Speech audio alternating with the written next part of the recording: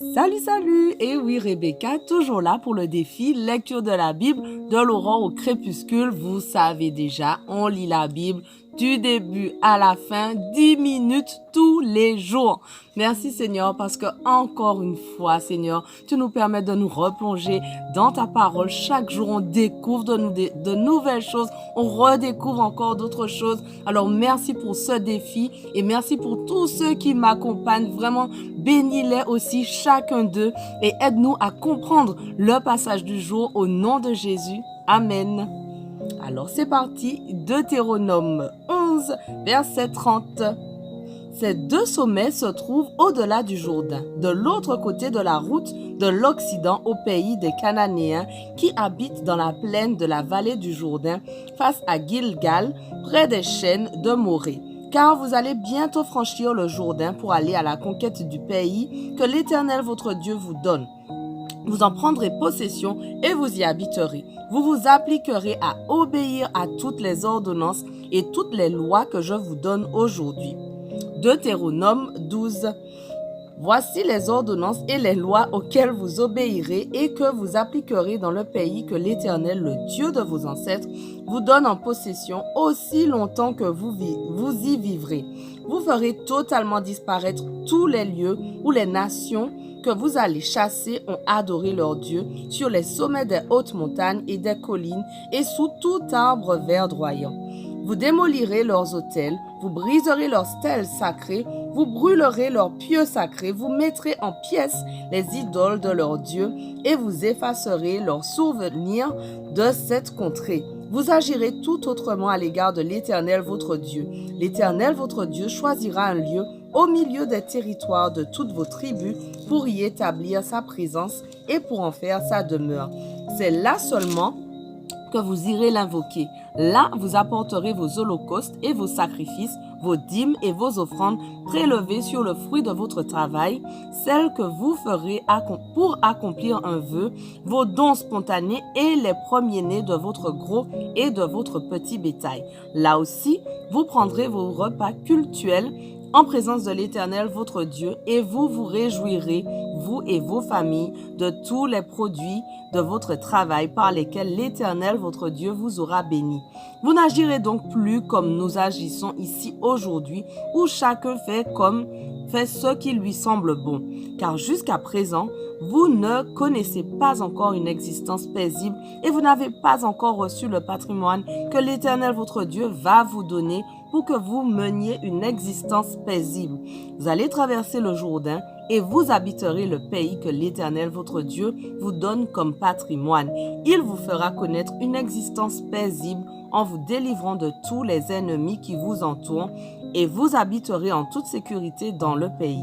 Alors l'Éternel votre Dieu choisira un lieu pour y faire habiter son nom. C'est là que vous apporterez tout ce que je vous ordonne, vos holocaustes, vos sacrifices, vos dîmes et vos offrandes prélevées sur le produit de votre travail et toutes les choses excellentes que vous offrirez à l'Éternel pour accomplir vos vœux. Vous vous réjouirez en présence de l'Éternel votre Dieu, vous, vos fils et vos filles, vos serviteurs et vos servantes et les Lévites habitant dans vos villes, car ils n'ont reçu ni part ni patrimoine foncier comme vous. Gardez-vous d'offrir vos holocaustes dans n'importe quel lieu que vous trouverez. C'est uniquement dans le lieu que l'Éternel choisira, dans l'une de vos tribus, que vous offrirez vos holocaustes. C'est là seulement que vous ferez tout ce que je vous prescris. Néanmoins, vous pourrez à votre gré abattre des bêtes et en manger la viande dans toutes vos villes, selon les bénédictions que l'Éternel votre Dieu vous accordera. Celui qui sera rituellement pur, comme celui qui ne le sera pas, pourra en manger, comme dans le cas de la gazelle ou du cerf. Seulement, vous ne mangerez pas le sang. Vous le répandrez sur la terre comme de l'eau.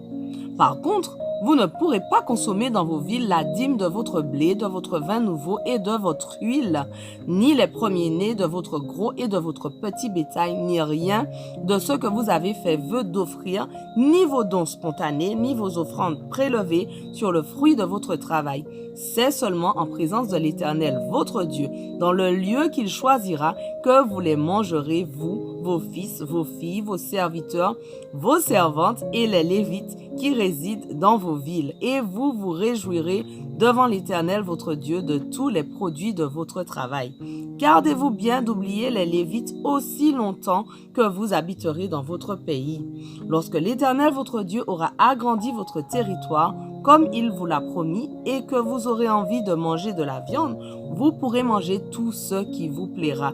Si le lieu que l'Éternel votre Dieu choisira pour y établir sa présence est trop loin de chez vous, vous abattrez des bêtes de votre gros ou votre petit bétail que vous aura donné l'Éternel en faisant comme je vous l'ai ordonné, et vous pourrez manger tout ce qui vous plaira là où vous habitez, là où vous habiterez. Mais vous en mangerez comme on mange la gazelle et du cerf. Ceux qui sont rituellement purs et ceux qui seront impurs, ceux qui seront rituellement purs et ceux qui seront impurs pourront en manger ensemble. Seulement, évitez avec soin d'en manger le sang, car le sang, c'est la vie, et vous ne mangerez pas la vie avec la viande. Vous n'en mangerez pas, vous le répandrez sur la terre comme de l'eau. Vous n'en consommerez pas afin d'être heureux, vous et vos descendants après vous, pour avoir fait ce que l'Éternel considère comme juste. Cependant, vous prendrez les animaux consacrés qui sont à vous et ceux que vous avez fait vœu d'offrir, et vous les amènerez au lieu que l'Éternel choisira. Vous offrirez vos holocaustes avec la viande et le sang sur l'autel de l'Éternel votre Dieu. Le sang de vos autres sacrifices sera répandu sur l'autel de l'Éternel votre Dieu, et vous pourrez en manger la viande. Retenez tous ces commandements que je vous donne et obéissez-y. Alors vous serez heureux, vous et vos descendants après vous, pour toujours, parce que vous aurez fait ce que l'Éternel votre Dieu juge bon et juste. Lorsque l'Éternel votre Dieu aura fait disparaître les nations chez qui vous vous rendez pour les déposséder, lorsque vous les aurez chassés et serez installés dans leur pays, gardez-vous bien de vous laisser prendre au piège en les imitant après leur extermination, et n'allez pas vous rallier à leur divinité en disant « Comment ces nations adoraient-elles leur Dieu? Nous voulons nous aussi faire comme elles. » Non, vous n'agirez pas ainsi envers l'Éternel votre Dieu, car ces nations faisaient pour leur Dieu toutes sortes de choses que l'Éternel a en abomination et qu'il déteste. Elles allaient même jusqu'à brûler leurs fils et leurs filles en sacrifice à leur Dieu. Deutéronome 13. Vous obéirez à tout ce que je vous commande et vous l'appliquerez sans rien y ajouter et sans rien retrancher. Peut-être un prophète apparaîtra-t-il un jour parmi vous, ou un visionnaire qui vous donnera un signe miraculeux ou vous annoncera un prodige. Si le signe ou le prodige annoncé s'accomplit, et s'il vous dit « Allons suivre d'autres dieux que vous ne connaissez pas et rendons-leur un culte », vous n'écouterez pas les paroles de ce prophète ou de ce visionnaire, car l'Éternel votre Dieu se servira de lui pour vous mettre à l'épreuve, afin de voir si vous l'aimez réellement de tout votre cœur et de tout votre être. C'est à l'Éternel votre Dieu que vous rendrez un culte. C'est lui que vous révérerez. Vous obéirez à ses commandements. Vous l'écouterez. C'est à lui seul que vous rendrez un culte. Et c'est à lui seul que vous vous attacherez. Quant à ce prophète ou ce visionnaire, il sera puni pour avoir prêché la désobéissance à l'Éternel votre Dieu, qui vous a fait sortir d'Égypte et vous a libéré de l'esclavage, car il aura voulu vous entraîner hors du chemin que l'Éternel votre Dieu vous a ordonné de suivre. Ainsi, vous ferez disparaître le mal du milieu de vous. Si ton frère, fils de ta mère, ou ton fils, ou ta fille, ou la femme que tu sers contre ton cœur, ou ton ami intime essaie de te séduire en secret en te disant « Allons rendre un culte à d'autres dieux que ni toi ni tes ancêtres n'avaient connus, des dieux d'entre les divinités des peuples étrangers, proches ou lointains, qui habitent d'une extrémité de la terre à l'autre. Tu n'accepteras pas sa suggestion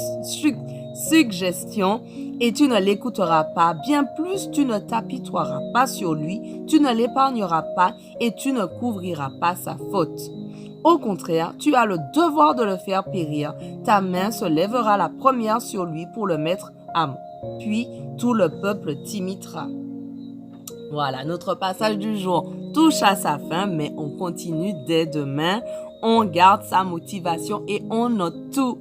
Allez, sois béni.